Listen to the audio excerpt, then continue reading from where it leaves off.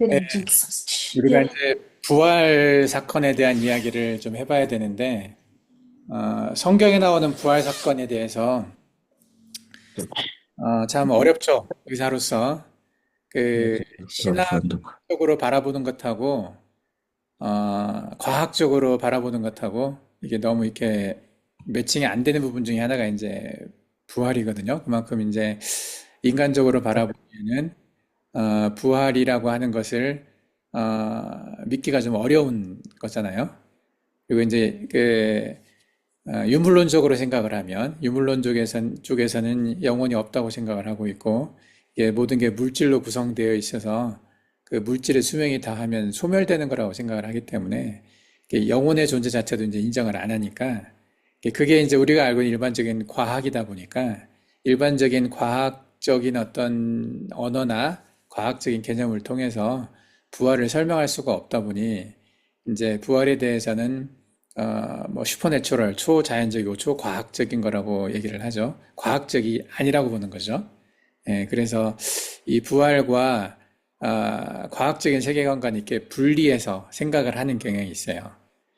예, 그만큼 이게 죽음을 이기고 다시 산다. 어떤 한 방향으로 이미 물질이 흘러가 버렸고 한 방향으로 에너지가 다 흘러가서 사라졌는데 그게 어떤 이유로 그걸 다시 살리고 다시 살아날 수 있는지 어떤 메커니즘으로 그렇게 할 수 있는지에 대해서는 우리는 상상하거나 이렇게 증명할 수 있는 방법 자체가 사실은 없어요.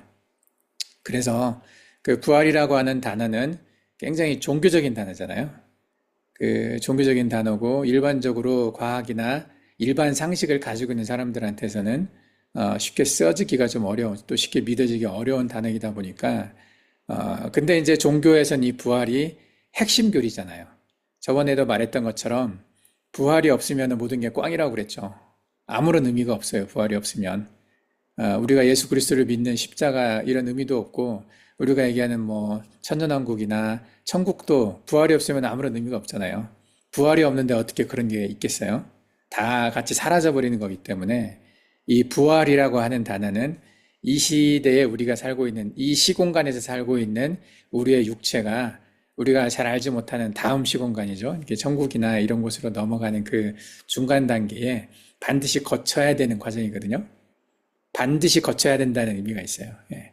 그래서 이 부활을 거치지 않고서는 또 부활을 이해하지 않고서는 우리가 가지고 있는 기독교 신앙 또 예수님에 대한 이 신앙을 완성할 수가 없죠. 왜냐하면 예수님도 부활하심으로 당신께서 이 땅에 오셔서 하신 일들이 어떤 완성을 하신 거기 때문에 그리고 부활을 통해서 영적으로 또 승리하신 거기 때문에 이 부활을 이해하지 못하면 우리가 제대로 된 믿음을 갖고 있다고 볼 수가 없거든요. 근데 이 부활을 설명하는 것이 이제 워낙 힘들어요.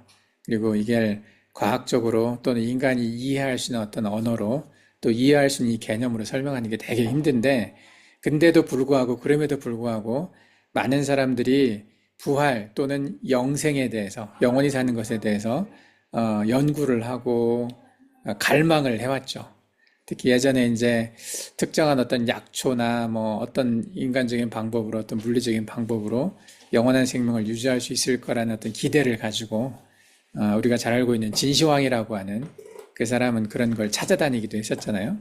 그리고 지금도 그 영생을 꿈꾸고 일부 사람들은 냉동인간으로 있는 사람들이 있어요. 냉동인간으로 몸을 얼린 상태로 있다가 나중에 과학의 발달을 해서 자기 몸을 살릴 수 있는 어떤 과학이 있을 때, 그런 의학이 있을 때 자기를 다시 살려가지고 또 한번 세상을 살아보겠다라고 생각하는 사람들이 일부 상당히 많은 돈을 투자를 해서 냉동인간 상태로 있는 사람들도 있거든요. 이처럼 이제 그 참 이 영원히 산다는 거, 또 부활도 마찬가지로 부활이라는 개념은 영원히 사는 개념이잖아요. 부활해서 다시 죽는 게 아니기 때문에 이 부활이라는 단어와 영생이라는 단어는 서로 밀접하게 연결이 되어 있죠. 한 몸처럼 되어 있는 거죠. 그래서 영생을 이해하기 위해서는 반드시 부활을 이해를 해야 되고, 또 부활을 이해하기 위해서는 또 죽음을 이해를 해야 되고, 근데 이것이 이제 성경에서 굉장히 중요한 주제로 다뤄지는 것인데, 우리가 알고 있는 지식과 지혜로 이것을 이해하고 극복하기가 되게 어렵기 때문에 이 부활이라는 단어에 대해서 우리가 연구를 별로 안 하죠. 생각해봐야 얻을 게 이해할 수 있는 게 많지 않다 보니까. 근데 이제 최근에 이 부활이나 또는 영생에 대해서 연구하는 사람들이 좀 많아지고 있는 것 같아요. 내가 이제 부활에 대해서 챗GPT 좀 물어봤어요. 그래서 이 사람들이 챗GPT가 대답하는 그 사이트를 찾아가서 몇 개 논문 이제 뭐 다 본 건 아니고 살짝 몇 개 봤는데 어떤 사이트에 가서 이제 그 부활에 대한 어떤 메커니즘을 적어 놓은 것도 있고는 하더라고요. 근데 그게 과학적인 메커니즘은 아니고 지금 상상하는 거죠. 추론이죠. 근데 이제 우리 코파일럿이죠. 그 AI가 정리한 내용을 한번 잠깐 좀 알려줄게요. 이게 부활 사건에 대해서 양자 물리학적인 메커니즘을 내가 좀 적어보라고 얘기를 했어요. 그리고 이제 여러 번 내가 질문 반복하고 해서 내가 이제 이런 얘기를 적어놨어요. 부활을 양자 물리학적 관점에서 설명하려는 시도는 과학과 신학의 경계를 넘나드는 흥미로운 접근입니다. 얘는 이런 말 잘 쓰는데 이를 더 구체적으로 설명하기 위해서 양자 물리학의 주요 개념과 시공간의 특성을 활용하여 부활의 메커니즘을 상상해 보겠습니다. 이건 이제 상상한 거예요. 메커니즘을. 양자 물리학, 우리가 이제 몇 가지 개념을 얘기한 게 있었죠. 뭐, 이 퀀텀 인터그먼트하고 또 타임 어시메트리, 시간의 비전형적인 것하고 그리고 어, 웨이브 펑션 콜랩스라고 하는 파동함수 붕괴, 한국말로 하면 이 개념을 가지고 이게 양자 물리학적인 시공간의 개념들을 설명을 했는데 이제 요걸 가지고 또 부활을 설명한 얘기가 좀 있어요. 그래서 이 중에 중요한 개념 하나가 이제 부활이라고 하는 것은 자기의 의식을 가지고 부활하는 거잖아요. 자기의 기억이나 내가 나라고 하는 그 의식을 가지고 몸이 다시 살아나는 거기 때문에 전혀 다른 사람으로 산다면 부활은 아니잖아요. 그래서 다시 사는 거지. 다시 태어나는. 예를 들면 전생을 기억하지 못하는 채로 나중에 다시 다른 삶을 산다고 하면 그걸 부활이라고 말할 수는 없지. 부활은 자기가 가지고 있는 것을 그대로 기억한 상태에서 다시 살아나는 게 부활이거든요. 물론 요즘 이제 가끔 드라마들을 보면 전생의 기억을 다 가지고 새로 다시 태어나는 사람들 뭐 이야기가 나오곤 하더라고요. 뭐 그런 드라마, 한국 드라마도 있었는데. 어쨌든 그 의식이 있냐 없냐, 의식, 그러니까 자기 기억, 내가 나라고 하는 아이덴티티, 이런 것이 어떻게 보관이 되느냐, 어디에 그게 있는 거냐, 내 아이덴티티가 유전자에 있냐, 뭐 유전자에 있다고 하면, 지금 우리 안에 있잖아요. 내가 나라고 하는 의식이 있어요. 그게 뇌에 있다고 하면 뇌의 어떤 부분에 어떤 메커니즘으로 저장이 돼 있어서 내가 나인 걸 알고 또 나의 어린 시절부터 기억이 이제 쭉 어딘가에 저장돼 있을 거 아니에요. 어떤 형태로 저장돼 있을지에 대해서 정확하게 우리는 몰라요, 잘. 의학적으로도 모르고 과학적으로도 몰라요. 그래서 뭐 어떤 사람은 뭐 물 안에 파동 형태로 저장되어 있다라고 말하는 사람들도 있고, 어떤 사람은 또 뭐 이렇게 후성 유전학적인 개념으로 보면 유전자 안에 우리가 다 분석하지 못한 유전자 안에 어떤 형태로 그 기억이 저장되어 있을 거라고 말하는 사람도 있죠. 근데 어쨌든 이런 기억들, 이런 의식들, 내가 나라고 하는 그 아이덴티티를 가지고 새로운 몸으로 이렇게 살아나는 것이 부활인 거지. 이게 이제 아이덴티티가 전혀 바뀌고 전혀 나라는 걸 의식 못한다고 하면 전혀 다른 사람인 거죠, 그건. 그건 부활이 아니죠. 그래서 어떤 이 기억들, 내가 나라고 하는 아이덴티티가 어떻게 어떤 형태로 저장되는지에 대해서 이제 양자 물리학적 개념으로 보면은 인간의 의식이나 영혼이 양자적 정보로 구성되어 있지 않을까 생각을 하는 거죠. 이것도 이제 뭐 검증할 수 있는 방법은 없어요. 근데 이 정보가 어딘가에 보존될 수 있어야 되는데 어딘가에 있다가 다시 새로운 몸으로 들어가야 되는 거잖아요. 예. 그래서 부활은 이 양자적 정보를 다시 물리적 몸과 연결하는 과정이라고 하는 거죠. 어렵죠? 이런 말 처음 들어봤죠? 여러분들에게 부활이 뭐냐고 물어본다면 뭐라고 말할 것 같아요? 다시 살아난다. 뭐, 그 이상 말하기가 어렵잖아. 어떻게 다시 살아난다든지. 뭐, 그냥 거기서 끝나는 거지. 어떻게 설명을 해요, 그것을? 뭐, 그렇게 생각을 해왔을 건데, 양자 물리학적인 이제 언어를 가지고, 얘기를 하다 보면 이렇다는 거죠. 양자적인 어떤 정보, 내가 나라는 의식, 또 나의 영혼, 이런 것들이 어떤 물리적인 메커니즘으로 저장이 된다고 하면, 양자 정보로 구성되어 있다고 하면, 이 정보가 어딘가에 있다가 물리적인 몸, 다시 살아나는 몸과 연결되어야 그게 나인 거잖아요. 예. 그게 이제 진짜 부활인 건데, 이게 이제 퀀텀 인테글먼트랑 관련이 있다는 거죠. 두 입자가 물리적으로 멀리 떨어져 있어도 서로 연결되어 있는 상태를 말하는데, 근데 이게 이제 부활의 힌트를 가지고 있다는 거죠. 그 양자 정보로 이렇게 새로 만들어지는 것과 원래 내가 가지고 있었던 게 이제 연결돼 있다고 보는 거죠.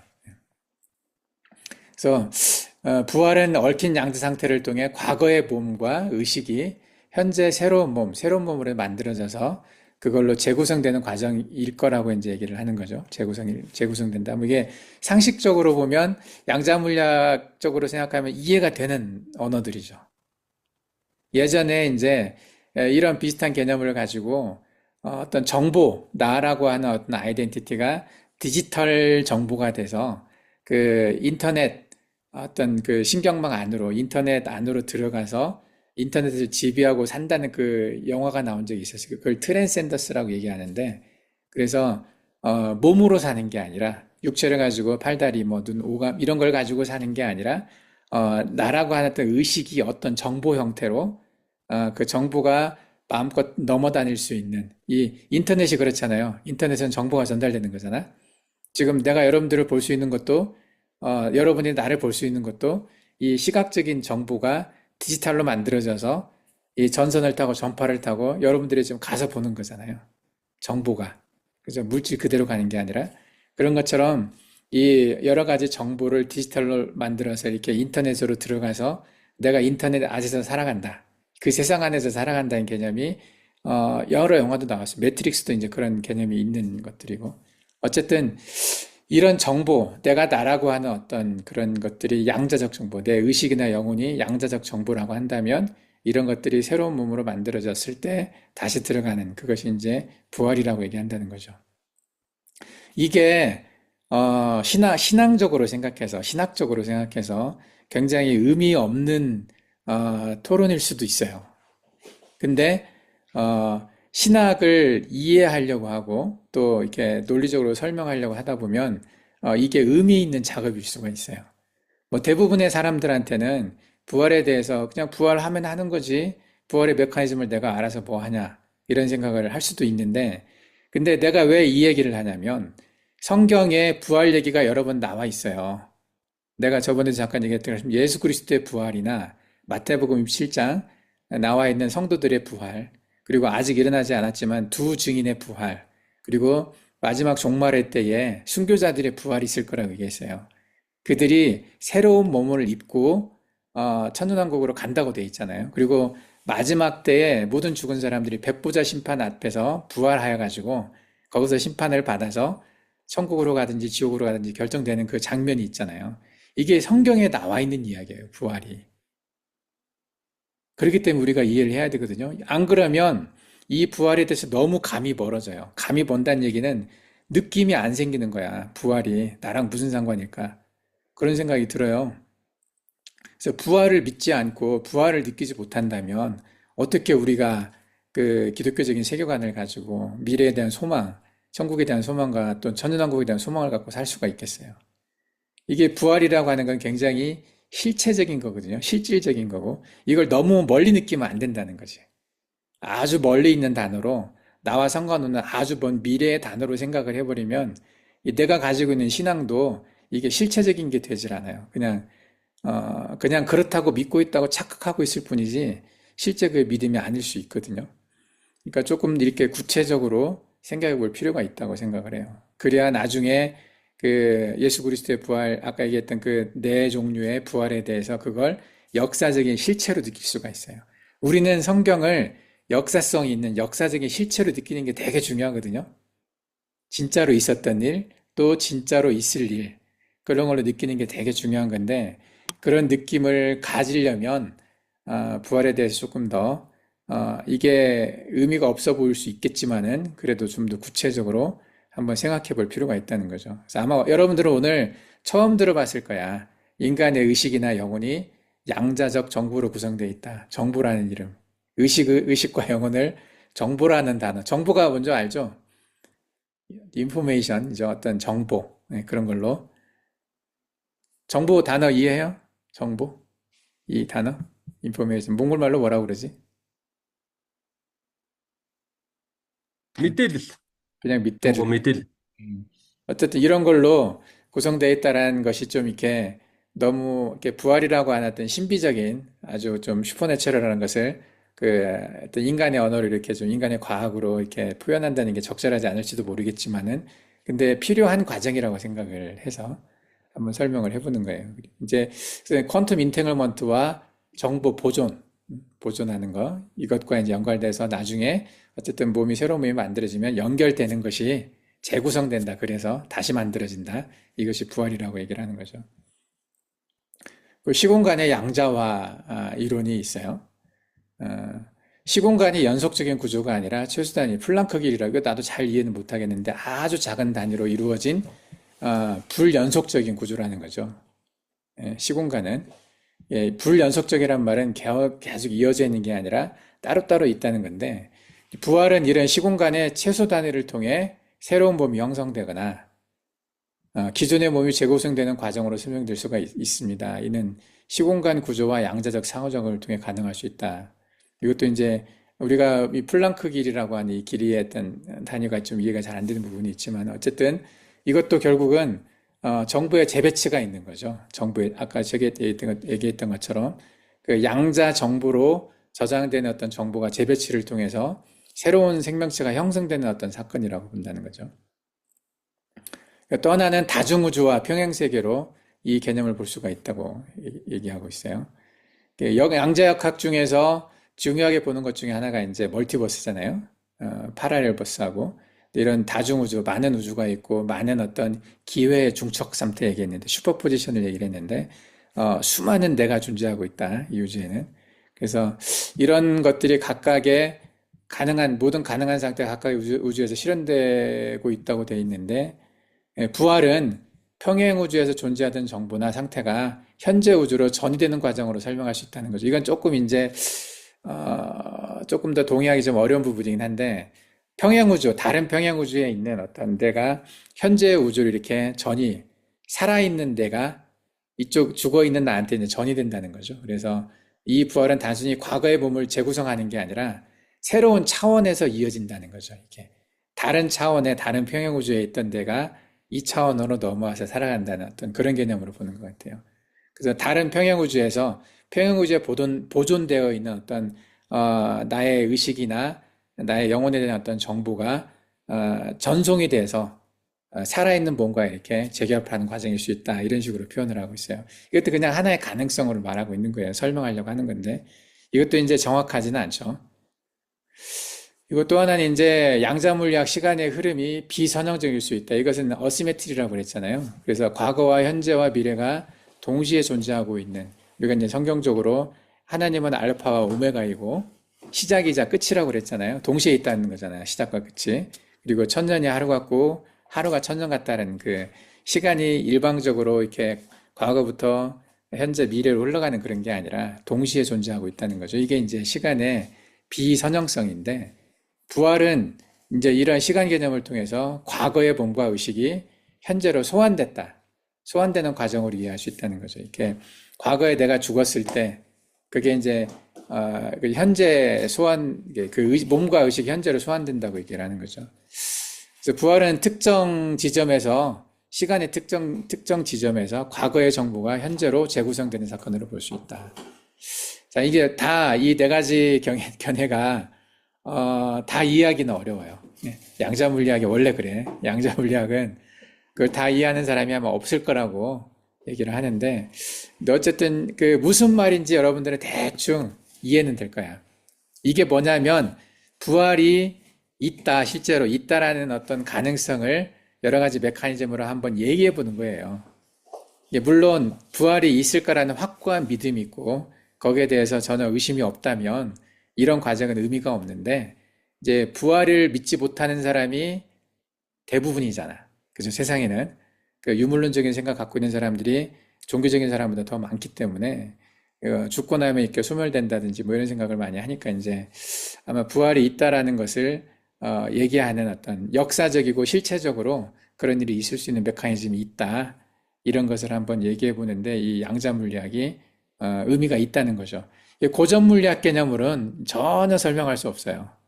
고전 물리학 개념으로는 그냥 소멸되는 거야, 영혼은. 죽으면 끝나는 거고. 왜냐하면 물질만 가지고 이야기를 하기 때문에. 그래서 과학적으로 죽음과 부활에 대한 설명을 하려면 양자 물리학적 개념이 훨씬 더 성경에 맞는 거죠. 예, 성경에 나와 있는 부활 얘기가 많기 때문에 예, 이것을 설명을 할 수 있는 과학적인 방법은 예, 양자 물리학적인 접근밖에 없는 것 같아요. 현재로는.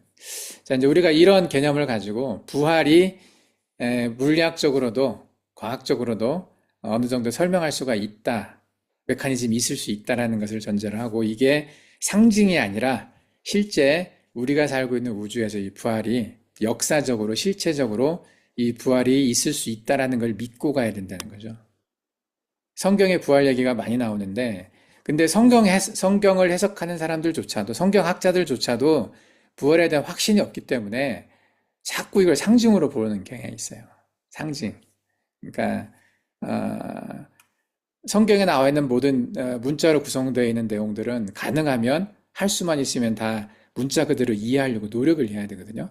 하나님은 그 문자 그대로 이해할 수 있게 뭔가 장치를 다 해두셨고 메커니즘이 없는 것을 쓰시지는 않으셨을 거란 얘기지. 예. 그래서 이 부활에 대한 어떤 믿음을 가지고 성경을 해석을 하자는 거예요. 그래서 내가 아까 얘기했던 네 가지 부활 조건을 나는 상징으로 보지 않아요. 그 부활들이 다 실제로 우리가 살고 있는 이 역사 속에서 우리가 살고 있는 이 시공간 속에서 일어났던 일이고 일어날 일이라고 생각을 하거든요. 그거에 대한 믿음 가지고 그것을 전제 조건을 하고 이것을 보지 않으면 굉장히 달리 보일 수밖에 없어요. 그래서 세계관이 바뀌는 거거든요. 그래서 무천년 세계관이 나온 이유 중에 하나도 그때 상징으로 많이 보니까 많은 것들을 왜냐하면 상징으로 보는 이유가 뭐냐면 이해가 안 되니까 상징으로 보거든요. 역사적으로 실체적으로 그것이 나타나는 상황이 이해가 안 돼.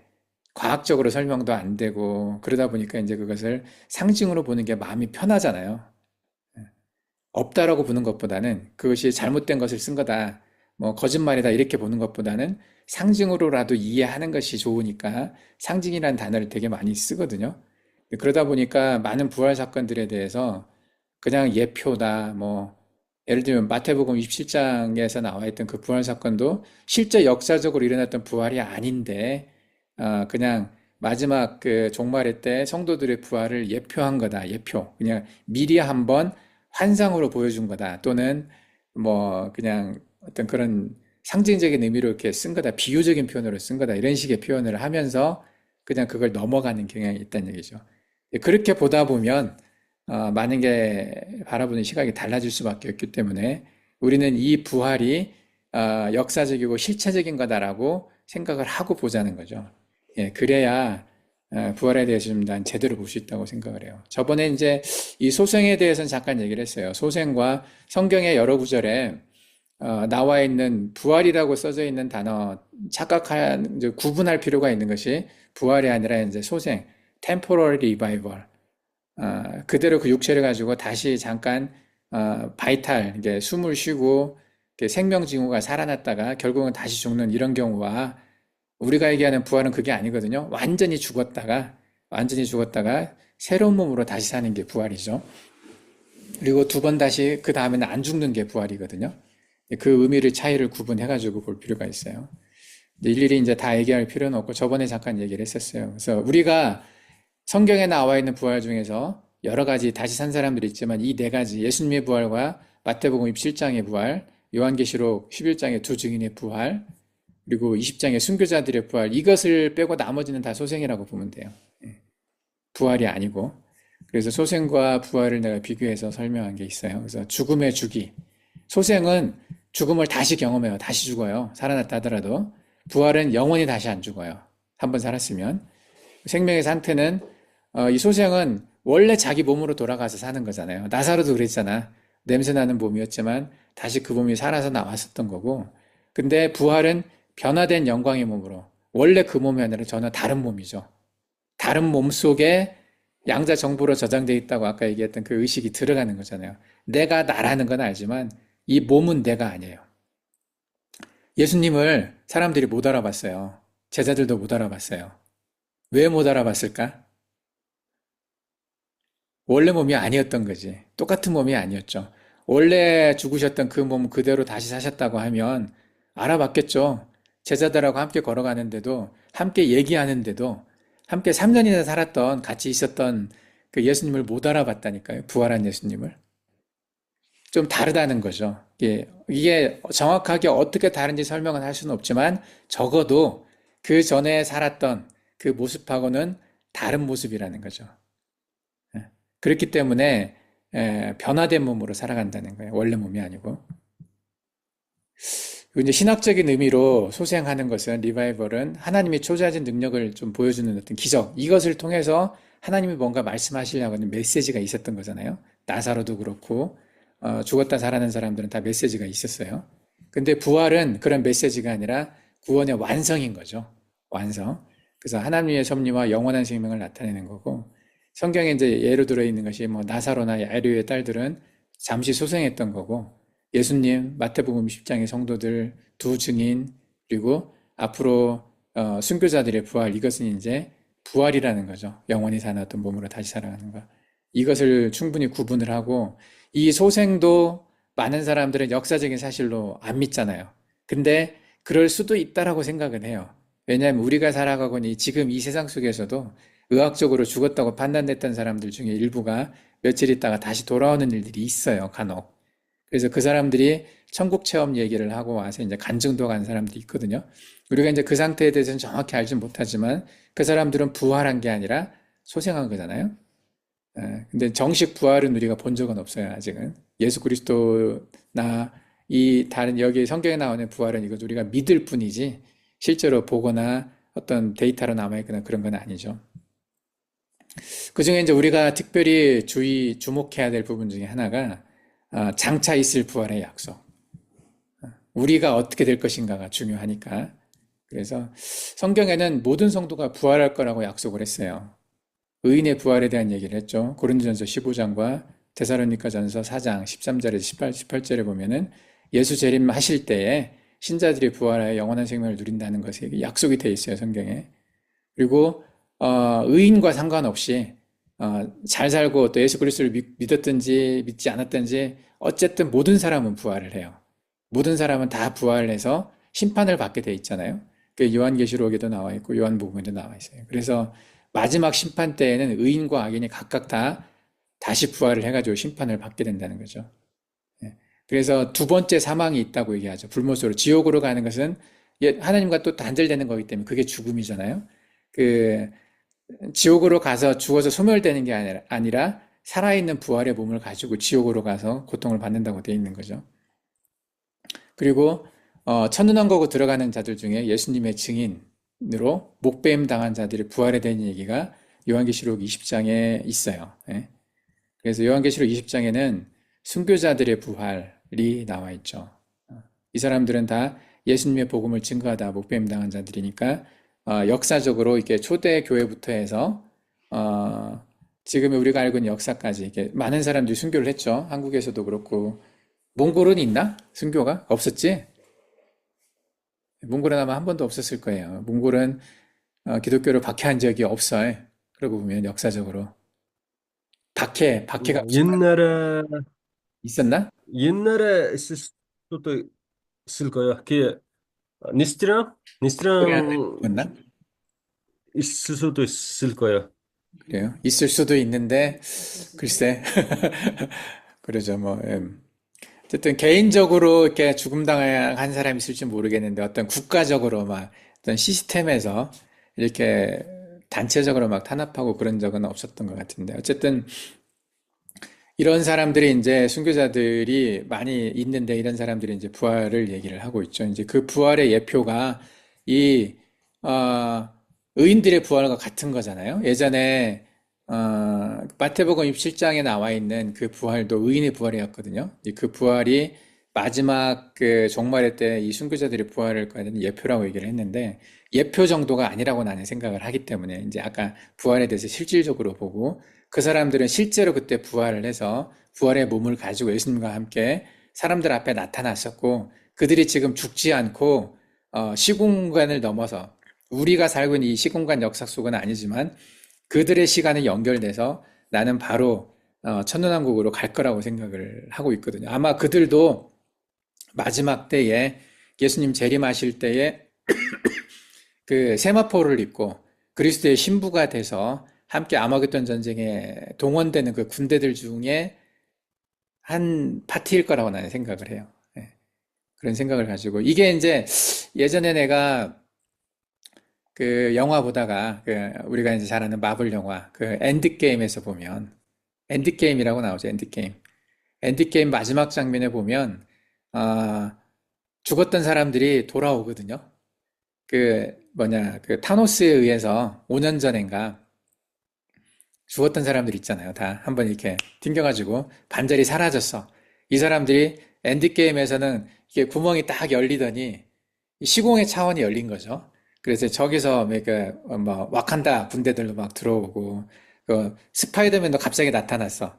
그때 스파이더맨이 그 5년의 시공을 넘어가지고 얘가 죽었던 사라졌던 그곳에서 그 공간을 넘어와가지고 어쨌든 다 모이잖아.